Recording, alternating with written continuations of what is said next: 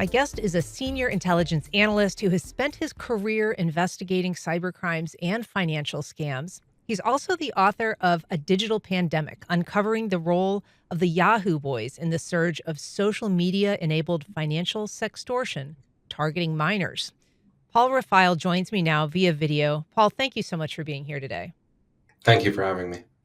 So, Paul, you were in town last week. You were one of the many people caught up in our airport fire disaster, but you are now back out of town. But you were here in town talking to local law enforcement and prosecutors about this problem. And I want to get to the purpose of that visit and what you spoke to them about. But first, can you just give us a description of what sextortion is, what the problem is? Absolutely.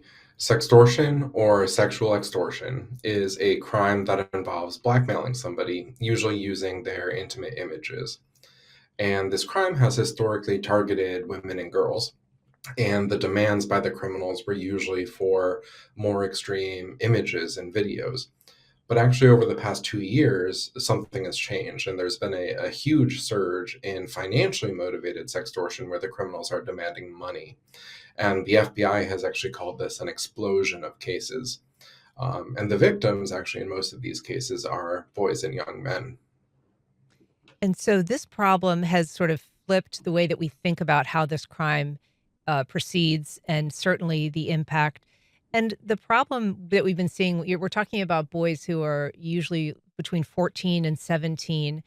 Most of this predation is happening online. Um, and they're being reached primarily through platforms that a lot of kids use, gaming platforms, social media platforms, um, and most of them through ones that are commonly used, like Instagram. So, where are you suggesting that people be most vigilant? Yeah, that's right. So most of these crimes are actually originating on Instagram, Snapchat, and right now we're seeing a bit of a surge on TikTok as well.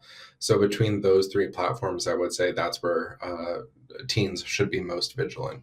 Um, I wanted to ask you about the outcomes that have been, in some cases attached to this problem of sextortion. You talked about the problem of kids being contacted, in some cases, urged to either pay or to, produce additional images of themselves in cases of sextortion. But it is proved lethal in a number of cases that have been publicized in the last year or two in some really tragic circumstances. Can you tell us what is happening in those cases, what you're seeing? Absolutely. Yeah, there have actually been 36 teen suicides as a direct result of financially motivated sextortion within the past couple of years. And that's just here within the US. We're aware of about 51 cases globally. And yeah, what's happening in these scenarios is that these criminals are demanding more and more from these victims. And ultimately, they have nothing left, and they feel that there is no way to escape this scam or this crime. And unfortunately, they've taken their own lives. And I think what has been so shocking in some of these cases is the speed with which that happens. There have been, incidents of kids who are really showing no other signs of having any, crisis or mental health, break of any kind, who have just within hours of being targeted by one of these scammers, including Jordan DeMay, who is from Michigan. He was a homecoming king there, a football player. Can you remind us what happened to him in just a short span of time? Yeah, he was contacted by an account on Instagram around 11 p.m. one evening back in 2022. And, it appeared to be a girl his age. She started to send messages to Jordan, and Jordan responded. It very quickly turned flirtatious, and, she sent an intimate image and requested that he do the same. The moment that he did that, that's when the blackmail began.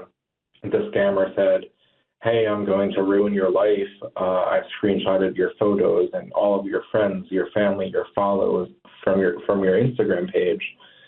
If you block me, I'm going to send these photos to all of them, unless you pay me $500 right now."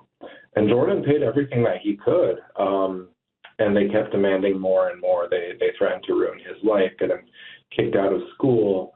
The threats were really relentless, and he really didn't see a way out of it. And really, just in the span of 6 hours, he was found by his dad the next morning, dead by suicide. And such a sad case and, sadly not isolated, but speed is one of the assets, one of the tools that scammers use. They try to move very quickly. W Why is that effective, and what do people who might find themselves in that kind of a circumstance need to know just about the timeline and how quickly scammers are urging you to act? Yeah, so certainly I think the best piece of advice is if you are feeling any red flags, if someone is pressuring you to send a photo, you have the right to say no. You have the right to block them, report the account, especially if it's, someone who you don't know in person in real life. A lot of these accounts are simply, trying to extort, trying to, do nefarious things. So I feel like kids and teens should also know that, there is help available if they find themselves in this situation. Go to a parent. I know it seems like an embarrassing situation, but, they can certainly help you get out of it. Also, law enforcement is now well equipped to take down any images that may have been shared online, as well as support teens in that crisis situation. And this really is just kind of catfishing for kids, is that right? I mean, it's moved into this, sextortion realm, but it is essentially people being contacted by someone who is not who they say they are. Right, absolutely. And actually, most of these cases are tracing back to perpetrators overseas, not even here in the US. So tell us a little bit about that. That's something that you have researched and written on. This one group in particular has been identified as the Yahoo Boys. Can you tell us, first of all, who that is and what we know about where they operate out of and how they operate? Yeah, so the Yahoo Boys are cyber criminals who operate mainly out of West Africa, particularly Nigeria and the Ivory Coast. And they're called Yahoo Boys. They get their name from the free yahoo.com email addresses from, 20 years ago. And these were the same criminals that were running the Nigerian prince email scams that many of us got back in the day. Well, they've moved on since then. They've been doing romance scams on Facebook. They've been doing crypto scams. And right now, the scam that's making them a whole lot of money very quickly is financial sextortion. How much money, how widespread is the net that they've cast?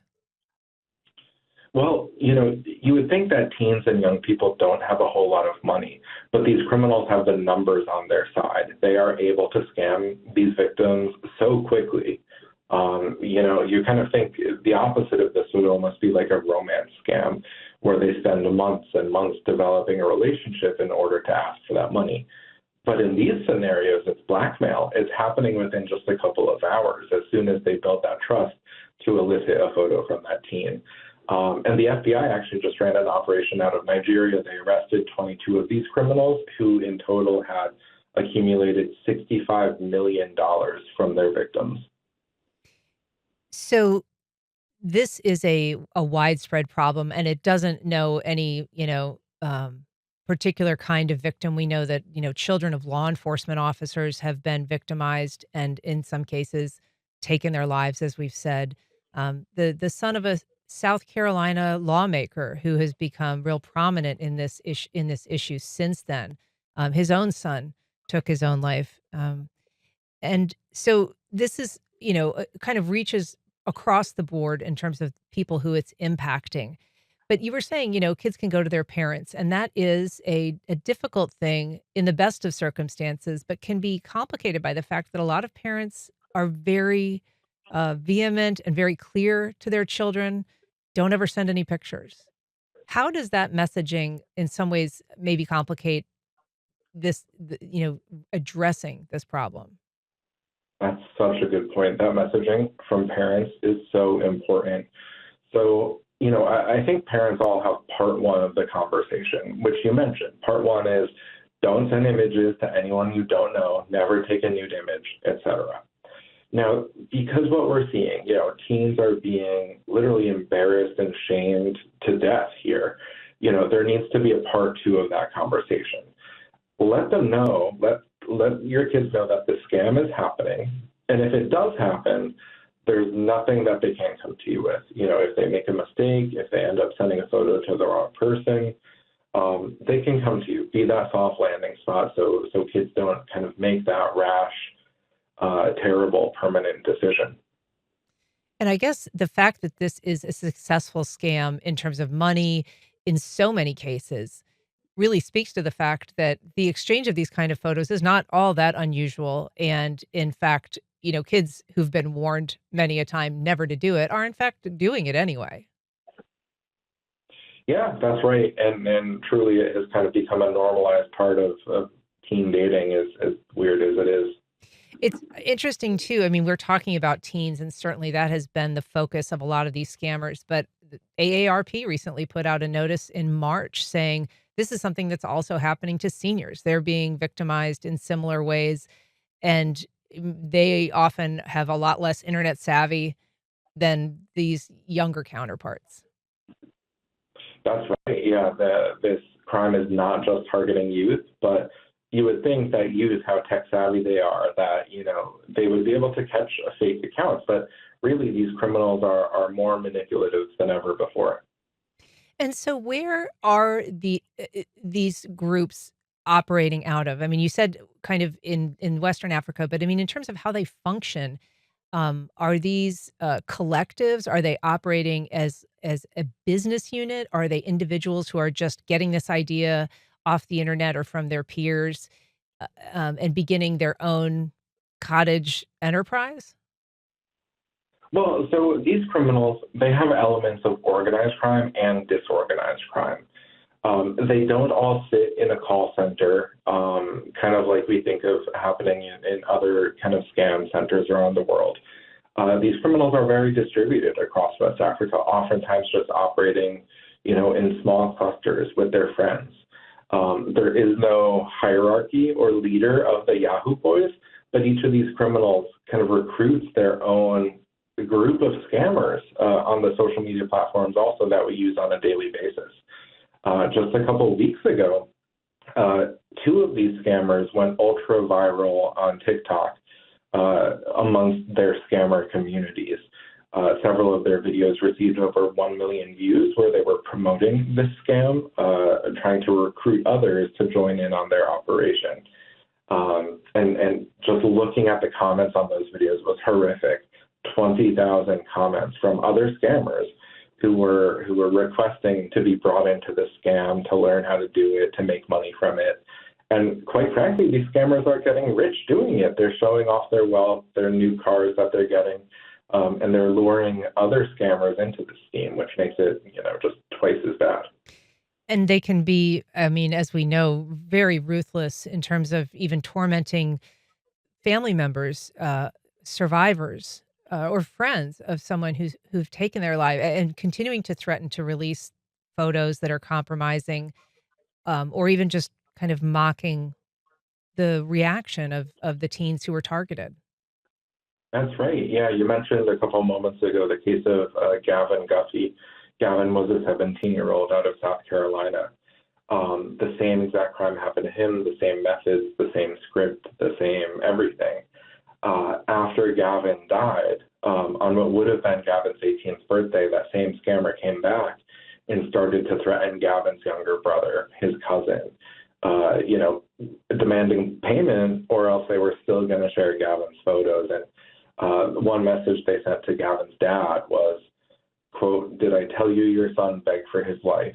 Laughing face emoji, unquote. And that's the son, as we said, of the South Carolina lawmaker who's become so much of an advocate in this issue.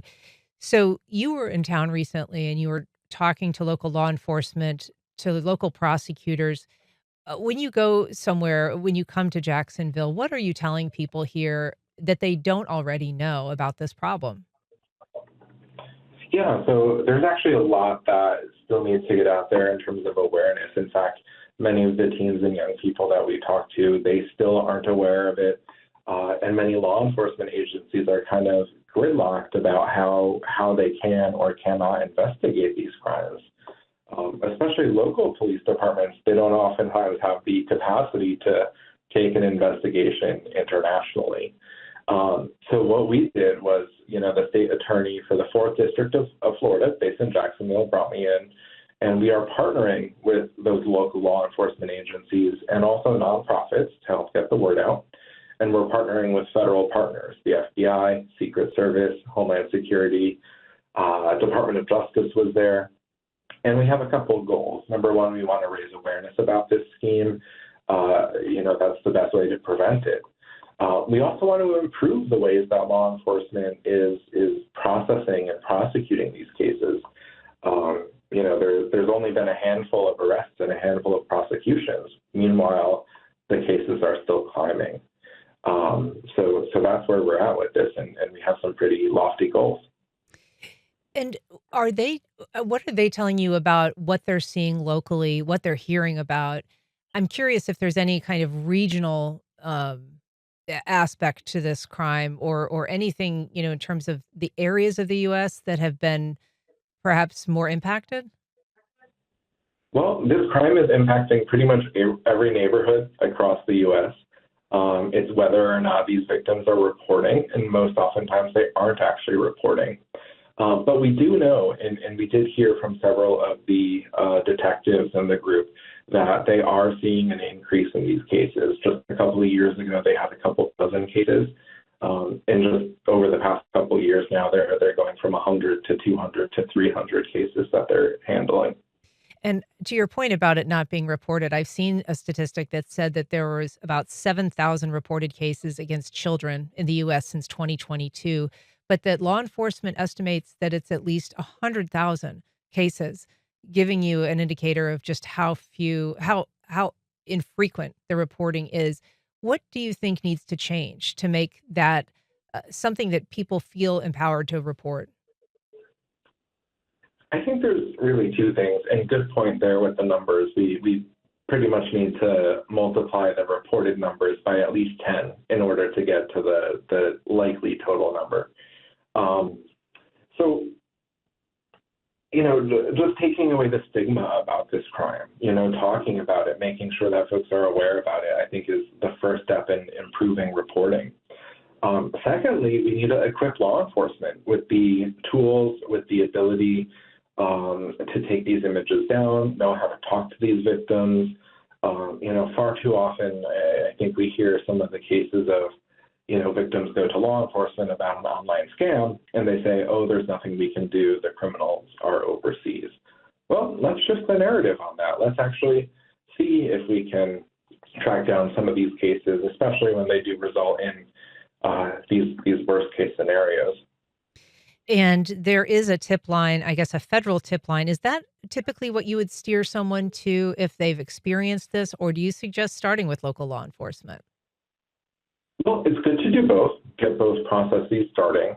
The National Center for Missing and Exploited Children is the official hotline to report online child sexual exploitation, including sextortion, and local law enforcement agencies can help as well. Just briefly, how is technology, how is generative AI impacting these kinds of cases? Yeah, a really fantastic question. So here's the scary thing. Even if a kid, a target, does everything correctly, they're approached online by one of these criminals, and they decide, I'm not going to send a photo back. Even if they do everything correctly, the criminals, in some small percentage of these cases, are still proceeding to generate a fake AI photo of the victim, an embarrassing photo, a nude photo, using some of their normal photos from their Instagram account or social media accounts. Mm. So in those cases, really the advice is the same. Block the criminal, do not give them any fuel, do not pay them, and ultimately they will go away. Paul Rafile, thank you so much for being here and for the work that you do. We appreciate it. Of course, thank you for having me.